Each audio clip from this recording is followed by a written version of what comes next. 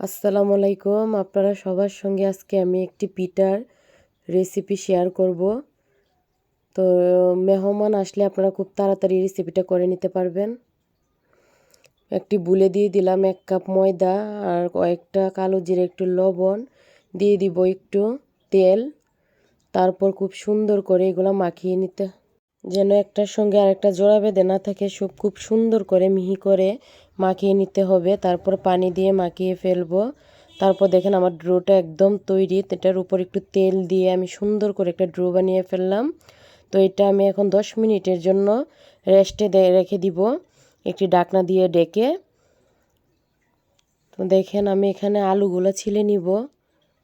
আলুগুলো ছিলে নিচ্ছি, খুব সুন্দর করে ছিলতে হবে। তারপর ডিমটাও ছিলে নিলাম। এখন আলুগুলো গ্রেট করতে হবে। আলুগুলো গ্রেট করলে হয় কি, আপনার আলু ভর্তাটা খুব মিহি হয়। আলু ভর্তায় দিয়ে দিলাম ডিম, দিয়ে দিলাম পেঁয়াজ, দিয়ে দিব কাঁচামরিচ, দিয়ে দিব আদা রসুন পেস্ট করা, জিরা বাটা এগুলা। তো দিয়ে দিলাম একটু হলুদ গুঁড়া, দিয়ে দিব একটু লবণ। তারপর এটা খুব ভালো করে আপনার কষলে নিতে হবে, আলু ভর্তাটা করে নিতে হবে। তো দেখেন আমার আলু ভর্তাটা করা একদম তৈরি হয়ে গেছে। তো আমি ঢাকনা দিয়ে যে ডেকে রেখেছিলাম 10 মিনিটের জন্য, এটা খুলে নিলাম। আমি আবার খামিটা খুব সুন্দর করে উল্টিয়ে পাল্টিয়ে নিচ্ছি। উল্টিয়ে পাল্টিয়ে নিয়ে আমি এগুলা ছোটো ছোটো টুকরো টুকরো করে নিব, যেন আপনার রুটিটা বেলতে সুবিধা হয়। এগুলা করা থাকলে হয় কি, আপনার রুটিটা খুব সহজেই বেলা যায়। আমি এখন এগুলো ছোট ছোট টুকরো করে নিচ্ছি। তো সবগুলো একসাথে করে নিয়ে রেখে তারপর রুটিটা বেলছি। দেখেন আমার রুটি বেলা হয়ে গেছে। এখানে আমি এখন আলুর যে কামিটা রেখেছিলাম ওইটা আমি একটি লম্বা রুল আকারে করে আমি রুটির মাঝখানে দিয়ে দিব। লম্বা রুল আকারে দেখেন রুটির মাঝখানে দিয়ে দিলাম। সবাই একটু লম্বা আকারে দেওয়ার চেষ্টা করবেন। তারপর রুটিটা সাইড দিয়ে কেটে নিতে হবে। আমি যেভাবে কাটছি ঠিক এইভাবে কেটে নেবেন। তারপর দেখেন উপরের অংশটা প্রথমে বলে নিচ দিকে আনতে হবে, তারপর ক্রসের মতো করবেন।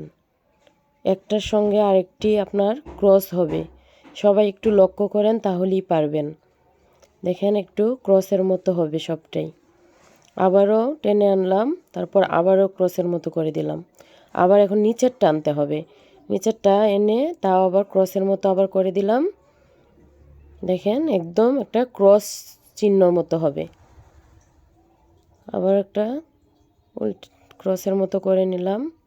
দেখেন তৈরি হয়ে গেল আমার খুব সুন্দর একটি পিঠা। তো আপনারা সবাই কিন্তু এটা বাসায় চেষ্টা করবেন বানানোর। চুলায় একটি প্যান বসিয়ে দিলাম। দেখেন প্যানে তেল দিয়ে আমি পিঠাগুলো দিয়ে দিচ্ছি এক এক করে। একটি একটি করে আস্তে খুব সাবধানে পিঠাগুলো দিবেন, যেন হাতে তেল লেগে না যায়। খুব সাবধানতার সহিত কাজটা করতে হবে। দেখেন আমার পিঠাগুলো লাল হয়ে গেছে। তো আমি এখন আবার এগুলো উল্টিয়ে দিব। এভাবে একটু উল্টিয়ে পাল্টিয়ে নিতে হবে। দেখেন পিঠাটা কত সুন্দর একটি কালার চলে এসেছে।